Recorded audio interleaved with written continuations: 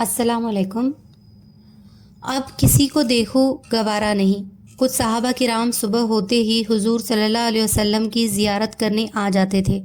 انہوں نے قسمیں کھا لی تھی، ہم صبح اٹھتے ہی آپ کی زیارت کریں گے، آپ کی زیارت سے پہلے کسی کا چہرہ نہیں دیکھیں گے۔ چنانچہ حضرت عبداللہ بن زید رضی اللہ عنہ نے آپ صلی اللہ علیہ وسلم کے وصال کے بعد نابینا ہونے کی دعا کی اور اسی وقت نابینا ہو گئے۔ اذان بلالی پر مدنی پروانوں کا آہ و فغاں۔ ایک بار حضرت بلال رضی اللہ کو خواب میں نبی علیہ الصلاۃ والسلام کی زیارت نصیب ہوئی۔ نبی صلی اللہ علیہ وسلم نے فرمایا، بلال، یہ کتنی بے تعلقی ہے کہ تم ہمیں ملنے ہی نہیں آتے۔ یہ سنتے ہیں حضرت بلال رضی اللہ عنہ کی آنکھ کھل گئی۔ انہوں نے اسی وقت اپنی بیوی کو جگایا اور کہا کہ میں بس اسی وقت رات کو ہی سفر کرنا چاہتا ہوں، لہٰذا اپنی اونٹنی پر روانہ ہوئے۔ مدینے پہنچے تو سب سے پہلے نبی علیہ الصلاۃ والسلام کی خدمت میں حاضر ہو کر سلام پیش کیا۔ اس کے بعد مسجد نبوی میں نماز پڑھی۔ دن ہوا تو صحابہ کرام کے دل میں خیال ہوا کہ کیوں نہ آج ہم حضرت بلال رضی اللہ عنہ کی اذان سنیں۔ لہٰذا کئی صحابہ نے ان کے سامنے اپنی خواہش کا اظہار کیا، لیکن انہوں نے انکار کر دیا کہ میں نہیں سنا سکتا کیونکہ میں برداشت نہیں کر سکوں گا۔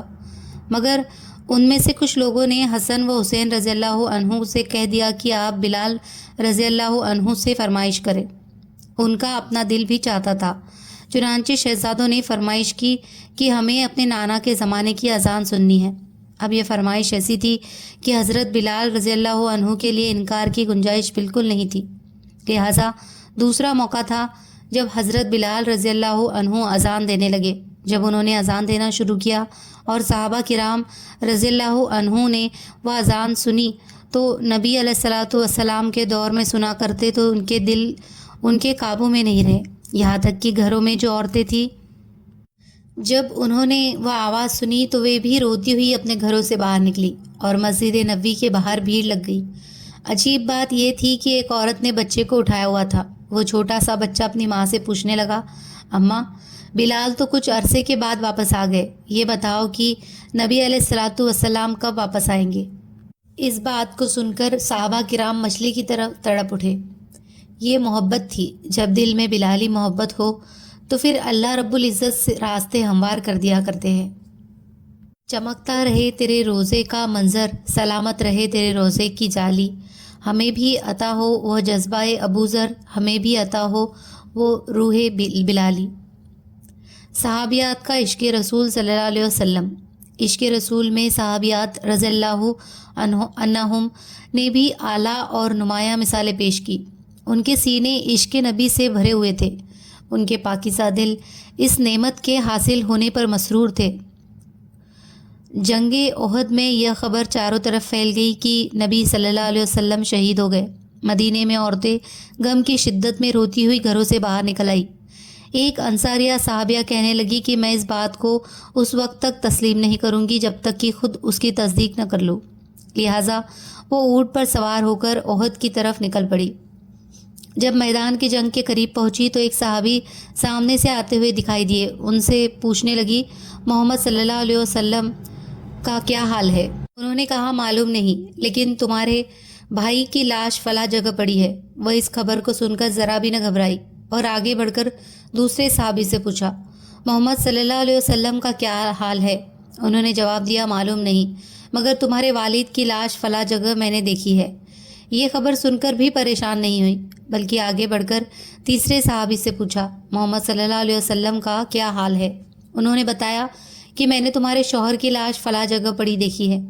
یہ خبر سن کر بھی وہ ٹس سے مس نہ ہوئی۔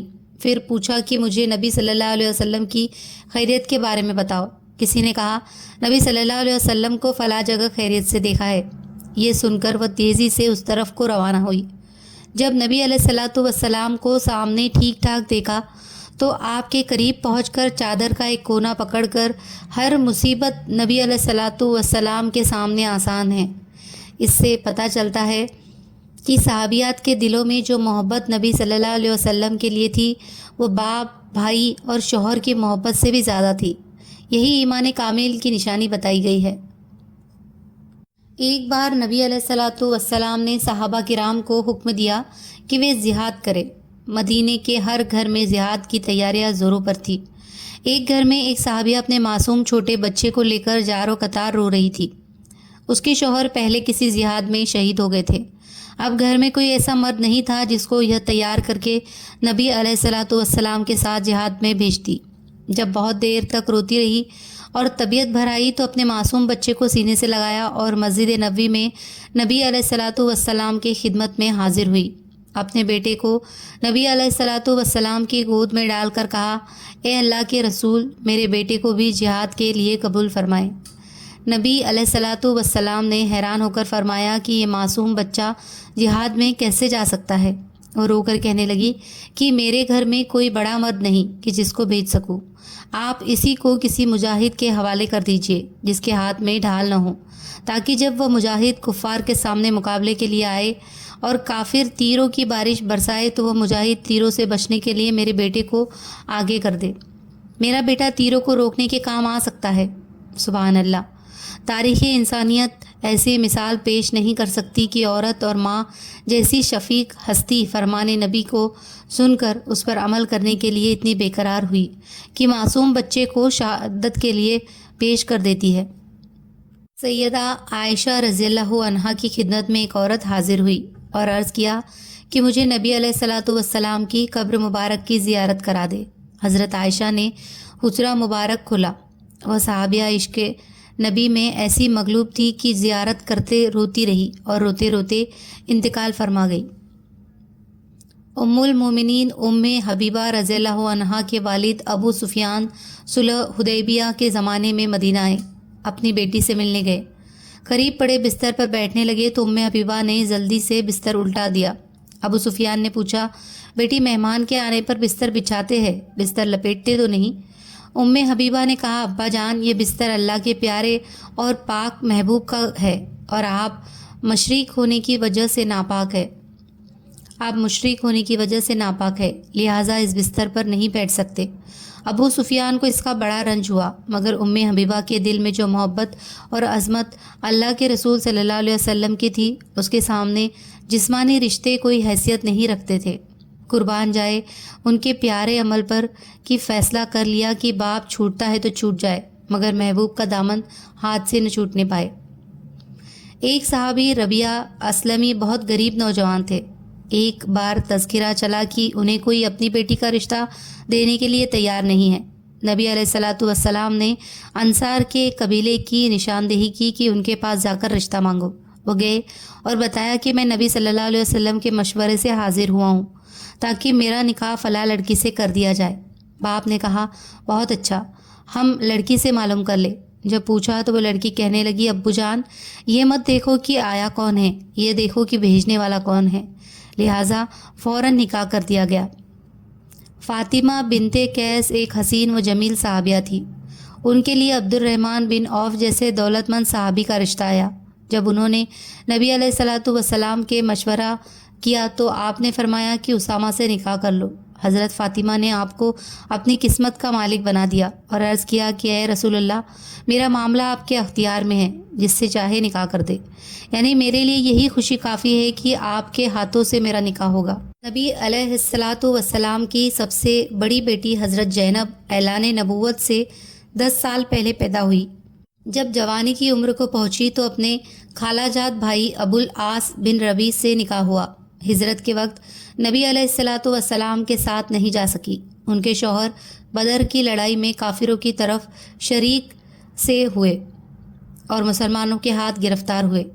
مکہ والوں نے اپنے قیدیوں کے لیے فدیے بھیجے اور حضرت زینب نے بھی اپنے شوہر کی رہائی کے لیے مال بھیجا، جس میں وہ ہار بھی تھا جو حضرت خدیجہ رضی اللہ عنہا نے ان کو جہیز میں دیا تھا۔ نبی علیہ الصلاۃ والسلام نے جب وہ ہار دیکھا تو حضرت خدیجہ رضی اللہ عنہا کی یاد تازہ ہو گئی۔ صحابہ کے مشورے میں یہ طے پایا گیا کہ ابو العاص کو بغیر فدیے چھوڑ دیا جائے، اس شرط پر کہ وہ واپس جا کر حضرت زینب رضی اللہ عنہا کو مدینہ بھیج دے۔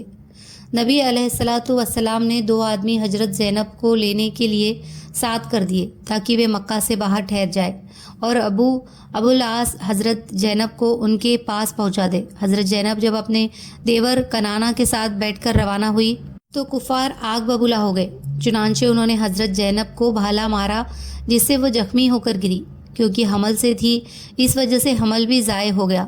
کنانہ نے نیزوں سے مقابلہ کیا۔ ابو سفیان نے کہا، محمد صلی اللہ علیہ وسلم کی بیٹی اور اس طرح کھلے عام جائے، یہ ہمیں گوارا نہیں، اس وقت واپس چلو، پھر چپکے سے بھیج دینا۔ کچھ دن کے بعد حضرت زینب کو روانہ کیا گیا۔ زینب رضی اللہ عنہا کا زخم کئی سال تک رہا اور آخر کار اس وجہ سے وفات ہوئی۔ نبی علیہ الصلاۃ والسلام نے فرمایا کہ وہ میری سب سے اچھی بیٹی تھی جو میری محبت میں ستائی گئی۔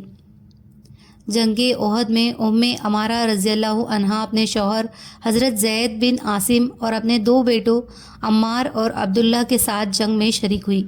جب کافروں نے نبی صلی اللہ علیہ وسلم پر حملہ بول دیا تو یہ نبی علیہ الصلاۃ والسلام کے قریب آ کر حملہ روکنے والے صحابہ میں شامل ہو گئی۔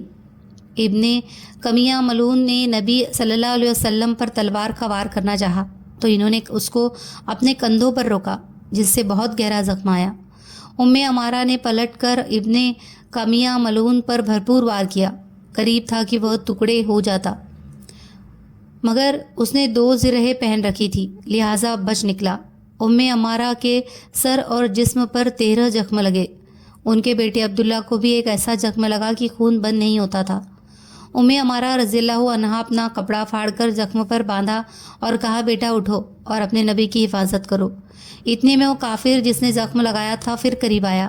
نبی علیہ الصلاۃ والسلام نے فرمایا کہ تیرے بیٹے کو زخمی کرنے والا یہی کافر ہے۔ ام عمارہ نے جھپٹ کر اس کی ٹانگ پر تلوار کا ایسا وار کیا کہ وہ گر پڑا اور وہ چل نہ سکا اور سر کے بل گھسٹتا ہوا بھاگا۔ نبی صلی اللہ علیہ وسلم نے دیکھا تو مسکرا کر فرمایا، ام عمارہ تو اللہ کا شکر ادا کر کہ جس نے تمہیں جہاد کی توفیق بخشی۔ ام عمارہ رضی اللہ عنہا نے موقع غنیمت سمجھتے ہوئے دل کی حسرت ظاہر کی کہ اے نبی صلی اللہ علیہ وسلم، آپ دعا فرمائیں کہ ہم لوگوں کو جنت میں آپ کی خدمت گزاری کا موقع مل جائے۔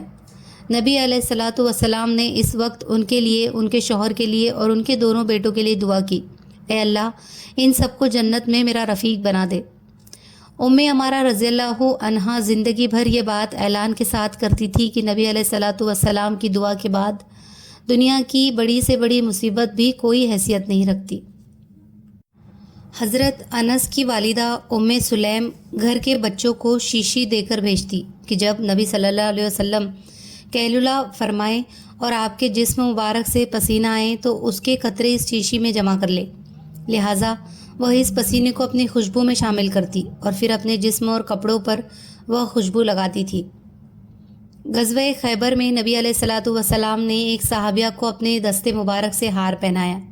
وہ اس کی اتنی قدر کرتی تھی کہ عمر بھر اس کو گلے سے جدا نہ کیا، اور جب انتقال کر گئی تو وصیت کی کہ وہ ہار ان کے ساتھ دفن کیا جائے۔ حضرت سلمی رضی اللہ عنہا ایک صحابیہ تھی۔ انہوں نے نبی علیہ الصلاۃ والسلام کی اتنی خدمت کی کہ خادم رسول کا لقب حاصل ہوا۔ ان کی والدہ کے ایک غلام حضرت سفینہ تھے۔ انہوں نے ان کو اس شرط پر آزاد کرنا چاہا کہ ساری زندگی نبی علیہ الصلاۃ والسلام کی خدمت کرے۔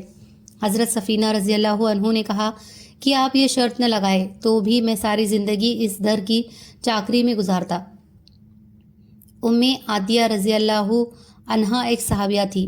جب بھی نبی علیہ الصلاۃ والسلام کا نامی اسم گرامی ان کی زبان پر آتا تو کہتی، میرا باپ قربان۔ اس سے اندازہ لگایا جا سکتا ہے کہ ان کے دل میں عشق نبی کی شدت کا عالم کیا ہوگا۔ ایک دن نبی صلی اللہ علیہ وسلم حضرت جابر رضی اللہ عنہ کے مکان پر تشریف لائے۔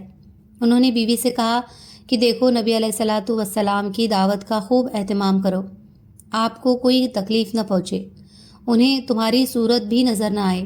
نبی علیہ الصلاۃ والسلام قیلولہ فرمایا تو آپ کے لیے بکری کے بچے کا بھنا ہوا گوشت تیار تھا۔ جب آپ کھانا کھانے لگے تو بنو سلمی کے لوگ دور ہی سے آپ کے دیدار سے مشرف ہوتے رہے کہ آپ کو تکلیف نہ ہو۔ جب نبی علیہ الصلاۃ والسلام رخصت ہونے لگے تو حضرت جابر رضی اللہ عنہ کی بیوی نے پردے کے پیچھے سے کہا، یا رسول اللہ، میرے لیے اور میرے شوہر کے لیے رحمت کے نازل ہونے کی دعا کرے۔ آپ نے رحمت کی دعا فرمائی تو حضرت جابر کی بیوی خوشی سے پھولی نہ سمائی۔ حضور اکرم صلی اللہ علیہ وسلم حجۃ الوداع کے لیے تشریف لے گئے تو سب بیویاں ساتھ تھیں۔ راستے میں حضرت صفیہ رضی اللہ عنہا کا اونٹ تھک کر بیٹھ گیا اور چلتا ہی نہیں تھا۔ وہ رونے لگی۔ آپ کو خبر ہوئی تو آپ نے دستے مبارک سے ان کے آنسو پوچھے۔ عجیب اتفاق کی جس قدر دلاسا دیتے وہ اتنا اور روتی۔ جب کافی دیر تک چپ نہیں ہوئی تو نبی صلی اللہ علیہ وسلم نے ان سے رخ پھیر لیا، تمام صحابہ کو پڑاؤ ڈالنے کا حکم دیا اور خود بھی اپنا خیمہ لگوایا۔ حضرت صفیہ کو احساس ہوا کہ شاید نبی علیہ الصلاۃ والسلام میری وجہ سے خفا ہو گئے۔ اب نبی کو منانے اور راضی کرنے کی تدبیر سوچنے لگی۔ اس غرض سے حضرت عائشہ رضی اللہ عنہا کے پاس گئی اور کہا کہ تم کو معلوم ہے کہ میں اپنی باری کا دن کسی چیز کے بدلے میں نہیں دے سکتی، لیکن اگر آپ رسول اللہ صلی اللہ علیہ وسلم کو مجھ سے راضی کر دے تو میں اپنی باری آپ کو دیتی ہوں۔ حضرت عائشہ نے آمادگی ظاہر کی اور ایک دوپٹہ اوڑھا جو جعفرانی رنگ کا رنگا ہوا تھا، پھر اس پر پانی چھڑکا تاکہ خوشبو پھیلے۔ اس کے بعد نبی صلی اللہ علیہ وسلم کے پاس گئی اور خیمے کا پردہ اٹھایا۔ نبی علیہ الصلاۃ والسلام نے فرمایا، عائشہ یہ تمہارا دن نہیں ہے۔ بولی، یہ اللہ کا فضل ہے، جس کو چاہتا ہے دیتا ہے۔